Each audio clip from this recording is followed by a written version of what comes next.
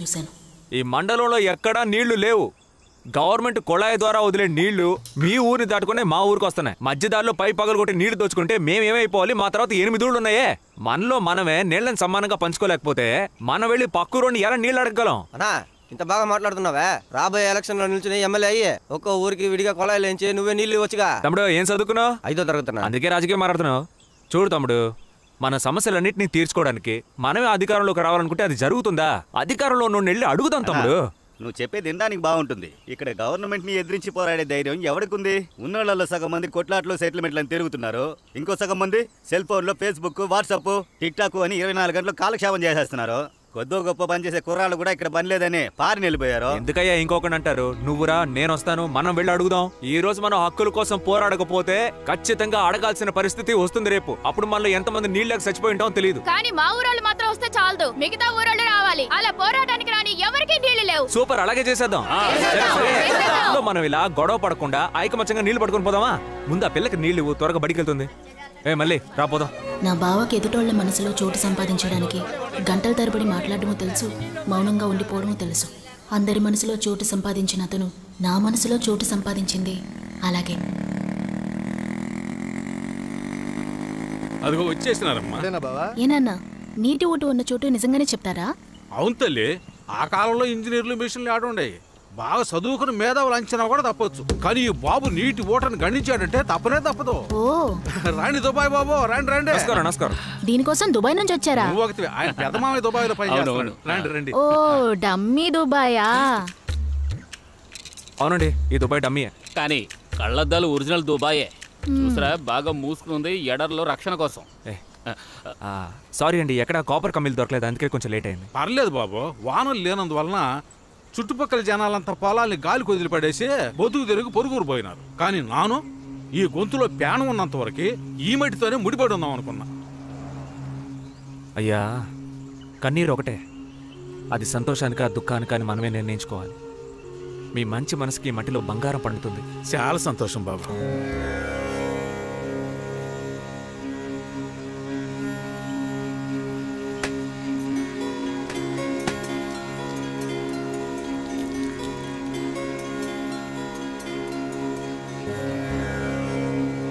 వీరభద్రయ్య, ఎక్కువ దూరం నడిపించకుండా నీళ్లు పడేలా కరుణించు అయ్యా.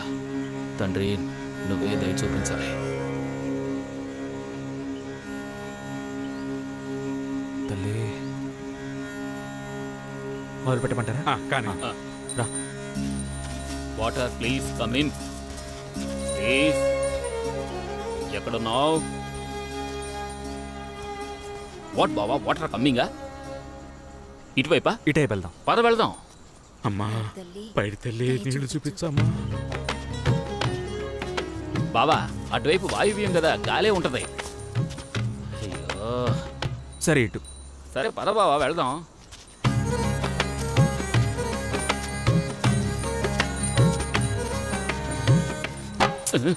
చేయను చైనా బావా, నీ మెళ్ళో ఉంచుడు బావా. ఓ సారీ బావా, ఇదిగో కళ్ళజోడు కొంచెం తీస్తావా? అలవాటైపోయింది. ఎప్పటి నుంచి? నువ్వు ఇచ్చాక 10 నిమిషాల నుంచి. కళ్ళద్దాలు పెట్టుకోకపోతే గుడ్లు కాలిపోయేలా ఉన్నాయే. ఎండ దంచేస్తుంది. ఇది ఉన్న పొలంలో ఉందా, ఎడర్లో? ఇటు వాస్తు బాలారా. మనం అడుగు పెడితే అన్నీ మారిపోతాయి. చెరువే బయటపడుద్ది, నమ్మకంతో నాడు. చూడు, ఇప్పుడే పడతాయి. ఏంటి బావా? బావా, నువ్వు నీటి కూడా చూస్తున్నావా, పొలాన్ని కొలుస్తున్నావా? చెప్పు బావా, ఎక్కడికి తీసుకెళ్తున్నావు? ఏంటి పాముల మెలికలు తిరుగుతున్నావు? ఆ పెళ్లి ఇటే చూస్తున్నాను చూడు బావా. అవును బావా, ఇటువైపే చూస్తుంది. అందుకే ఊట దొరకట్లా. ఓ పిల్ల, కాస్త అటువైపు తిరుగమ్మా. ఏంటి? ఏం లేదు, ఈ ఒక్క పొలమే చూడాలా, చుట్టుపక్కల పొలాలు కూడా చూడమంటారా? ఇక్కడున్న పొలాల్లో మాత్రమే చూడాలి, అందుకే మిమ్మల్ని ఉద్యోగంలో పెట్టుకున్నాం. చూసావా బావా, ఏదో గవర్నమెంట్ ఉద్యోగం ఇచ్చినట్టే మాట్లాడుతుంది. నీళ్ళని చూపిస్తామని చెప్పు. నీళ్లు చూపిస్తాం తమ్ముడు, దానికే వెయిటింగ్. బావా, నువ్వు నమ్మకాన్ని కోల్పోకు.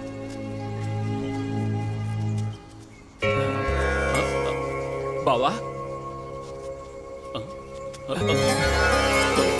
బావా, ఎందుకలా డాన్స్ చేస్తున్నారు? నీ తోటను కనిపెట్టుంటారమ్మా.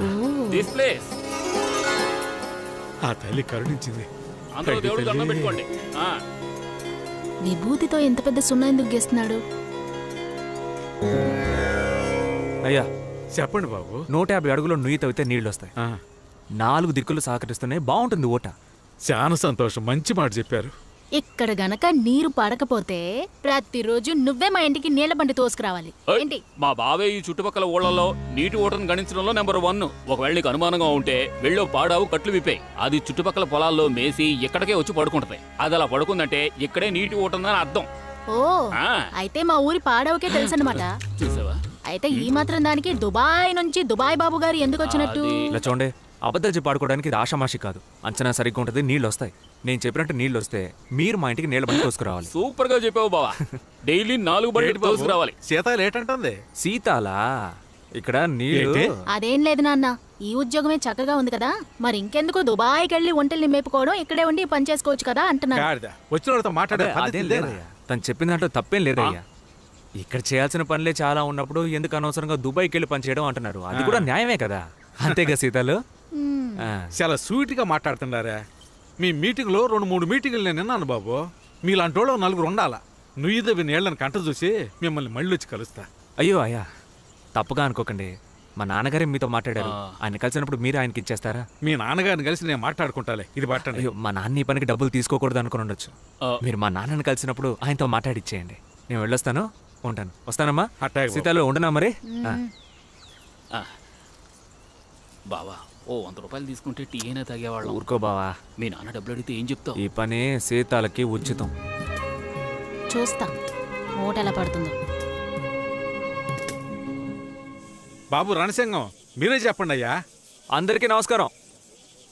ఇప్పుడే తమందల వలస ప్రజల్ని కలిసి మాట్లాడొస్తున్నా. అక్కడ మాట్లాడేసావుగా, ఇప్పుడు ఇక్కడ మాట్లాడడానికి ఏముందే? ఆ ఊరోళ్ళకి ముందుగా పైప్ లో నీళ్లు పట్టుకుంటున్నామన్న పొగరతో వాళ్ళు మాట్లాడే మాటలు అంత ఇంత కాదబ్బాయి. మన ఊరి వైపు వచ్చే బస్సుని 4 రోజులు ఆపితే వాళ్ళే మన దారికి వస్తారు. నేను ఆ ఊరు కోసం మాట్లాడట్లా, ఈ ఊరు కోసం మాట్లాడట్లా, మధ్యవర్తిగా మాట్లాడుతున్నా. విషయం ఏంటంటే, అప్పుడప్పుడు కురిసే వర్షం నీటిని సేకరించడానికి గోదావరి నుంచి వచ్చే అదనపు నీటిని ఎన్నో ఏళ్ల క్రితం తీసుకొచ్చిన పట్టిసీమ, పోలవరం లాంటి ప్రాజెక్టులని సాగునీటి పథకాలుగా అమలు చేయమని మనం ఎన్నోసార్లు పిటిషన్లు ఇచ్చాం కదా. దానికి సంబంధించి మనం ఎన్నో నిరసనలు, ధర్నాలు చేశాం కదా. అది మాత్రమే కాకుండా ఈ నేల నీటిని లాగి మన భూమిని ఎడారిగా మార్చే ఈ ముళ్లతుమ్మ చెట్లని పూర్తిగా నాశనం చేయడానికి మొత్తం అన్ని జిల్లాలకి సమస్య కాబట్టి మనం అందరం కలిసే పోరాడాలి.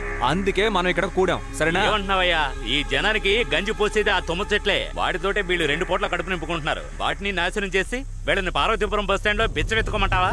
ఏ బామార్దే, 50 ఏళ్ల క్రితం తుమ్మ చెట్లు ఎక్కడ ఉండేవి? అవి విదేశాల చెట్లు, విషపు చెట్లు. అది విదేశాల చెట్టు, విషపు చెట్టు, అది మాకు అనవసరం రణసింగం. అదే మాకు కూడు పెడతాంది. దాన్ని నాశనం చేసే పని తప్ప వేరే ఇంకేదైనా పని ఉంటే చెప్పు. అత్త, నువ్వు ఈ రోజుకు బతకడాన్ని చూస్తున్నావు, కానీ భవిష్యత్తులో మన పిల్లలు బాగుండాలంటే ఈ నేల బాగుంటేనే అది వీలవుతుంది. నీళ్లు రాగానే వ్యవసాయం చేయడానికి ఎవరు వరుసలో నుంచున్నారు? ఓ మోస్తరు చదువుకున్న మాకే గవర్నమెంట్ ఉద్యోగాలు రావట్లేదు. ఆ కరెంటు కంపెనీ వాడు ఉద్యోగాలు ఇస్తున్నాడుగా, ఇంకెందుకు పోరాటం? ఇప్పుడు మన చుట్టుపక్కల ఉన్న అన్ని ఊళ్ళల్లోనూ బాగా చదువుకొని ఉద్యోగం చేసి సంపాదించాల్సిన వాళ్ళు 2.5 లక్షలకి పై చిలుకున్నారు. అవునా కాదా?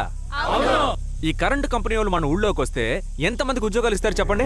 ఓ 3,000, మించిపోతే 5,000, లేదా ఓ 10,000 మందికి. ఆ తర్వాత కొన్నాళ్ళు అయ్యాక మన ఊరోళ్ళు ఎక్కువ జీతం అడుగుతున్నారని చెప్పి వాళ్ళని పక్కన పెట్టి వాళ్ళ ఊరోళ్ళని తీసుకొచ్చి ఉద్యోగంలో పెడితే మనం ఏం చేయాలి? ఆయన అన్న దాంట్లో ఏంటి తప్పు? ఓ గొక్కే నేలకి మనోళ్లే కదా ఊరు తిరిగి చేస్తున్నారు. మా వయసుకి ఈ భూమి మీద మేము చూడడం సాగుబడా.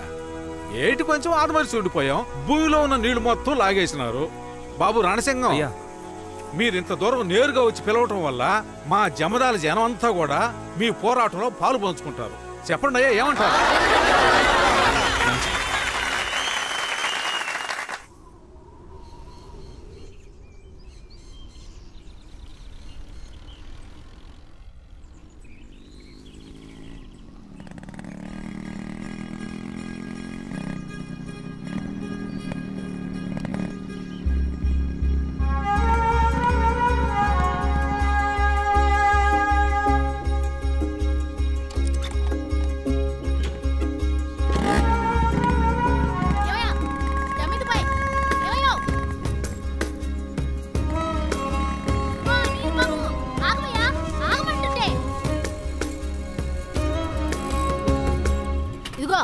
ఓ మనిషి ఇక్కడ నుంచుందే ఏమైంది ఏంటి అని అడగకుండా నీ పాడికి నువ్వు వెళ్ళిపోతూ ఉన్నావు. ఏమండి అక్కడ ఒంటరిగా నుంచోనున్నారు. సరే దేనికోసం నుంచున్నారు అనుకుని నా పని చూసుకొని పోతున్నాను. నా కోసం పడికబులు కాస్తున్నారని నాకెలా తెలుస్తుంది? ఆసే ఈయన అలాగే లోకంలో ఎవరు చూడని మన్మధుడు దేశంలో ఉన్న రాణులంతా బండి కట్టుకొని నిలబడినట్టు. ఈ మన్మధుడితో మాట్లాడడానికేగా మండు టెండలో మాడు కాలుతున్నాడు నుంచోనున్నారు. ఏమయ్యా ఎవరయ్యా పడిగాపులు కాశారు? నీళ్ళొస్తాయని గారడీ చేసి మా నాన్నని మోసం చేసి డబ్బులు తీసుకున్నావుగా, ఆ డబ్బులు తిరిగి తీసుకుందామనే వచ్చాను. ఆ డబ్బులు ఇవ్వు. ఏంటే గారడీ చేశానా? అవును. ఆ చూసి మోసపోవడానికి మా నాన్నలా నేనేమైనా తెలివి తక్కువదాన్ని అనుకుంటున్నావా? ఇలా చూడవయ్యా, ఇప్పుడు ఇక్కడ ఎక్కడ నీరుందో నాకు నిరూపించి చూపించాలి. నువ్వు చూపించలేదంటే తీసుకున్న డబ్బులు తిరిగివ్వు. గడుస్తానువే. నీటి ఊట చూడడానికి కొన్ని సామాన్లు కావాలి. అవన్నీ రెడీ చేసుకుని మీ నాన్న కబురు చేస్తా. ఆ తర్వాత నువ్వు వచ్చి ఇక్కడ నా కోసం ఎదురు చూస్తూ ఉండు. ఏమయ్యా నాకు తెలుసయ్యా నువ్వు ఇలా మాట్లాడి మోసం చేస్తావని. ఇవేగా నీకు కావాల్సిన వస్తువులు. పట్టుకో. ఇదిగో పట్టు. చెంబు, కొబ్బరికాయ, తర్వాత నీ మెయిన్ ఎక్విప్మెంటు నీళ్లు. ఇప్పుడు నీళ్ళు ఎక్కడున్నాయో వెళ్ళి కనిపెట్టు. వెళ్ళు. ఏరియాలో నీళ్లు లేవు, వర్షం కురిస్తూనే ఉంటాయి. ఫ్రాడ్వే కదా నువ్వు. మర్యాదగా డబ్బులు తిరిగి ఇచ్చే. నేను ఎప్పుడు డబ్బులు తీసుకున్నా? మా నాన్న దగ్గర మీ నాన్న డబ్బులు తీసుకుని ఉంటారుగా, ఆ డబ్బులు తిరిగివ్వు. ఏంటయ్యా ఇప్పుడే నీకు నీళ్లు చూపించాలి అంతేగా? మరే నాతోరా బాటిల్ పట్టుకో.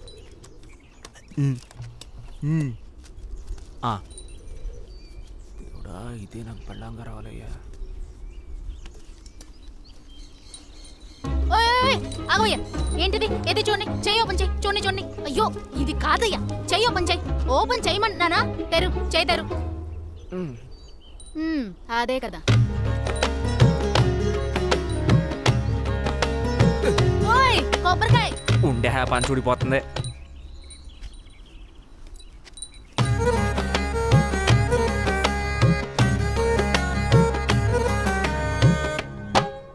ఓయ్ ఏంటయ్యా కొబ్బరికాయ ఆగలేదు, నువ్వు ఆగేమే? ఓ ఏం చేస్తున్నావయ్యా? కొబ్బరికాయ పైకి వెళ్ళింది చూడలా అంటే నీళ్లు పైన ఉన్నాయని అర్థం. ముద్ద నష్టపోవడం. దొరికిపోయావా?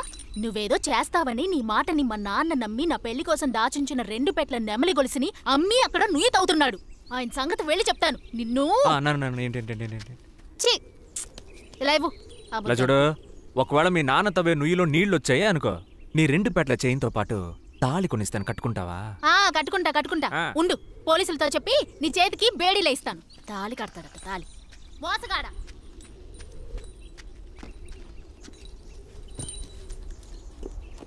ప్రియమైన సీతాలు, వర్షం వచ్చేలా ఉంది.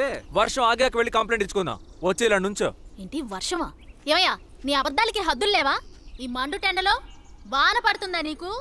నీ పక్కకు వచ్చి నుంచుంటే పడే వర్షాన్ని అయ్యగారు 2 చేతులతో అడుపక్కకు తోసేస్తారా? మొహం చూడు మొహం. నా మీద పడని వర్షాన్ని ఎలా పక్కకు తోయమంటావు? మళ్ళీ చెప్పు. అటువైపు నుంచున్న నీ మీద వర్షం పడదు, 10 అడుగుల దూరంలో ఉన్న నా మీద వర్షం పడుతుందా? ఇదిగో ఓ బొట్టు వర్షం పడని నీ చేత్తో తాళి కట్టించుకుంటానయ్యా. ఒకవేళ వర్షం పడలేదనుకో నువ్వు ఇకపై నీటి ఊటను చూడడం మానేయాలి. ఏంటి? అలాగే నీ మీద ఒకటి మానేస్తాను. చూద్దాం.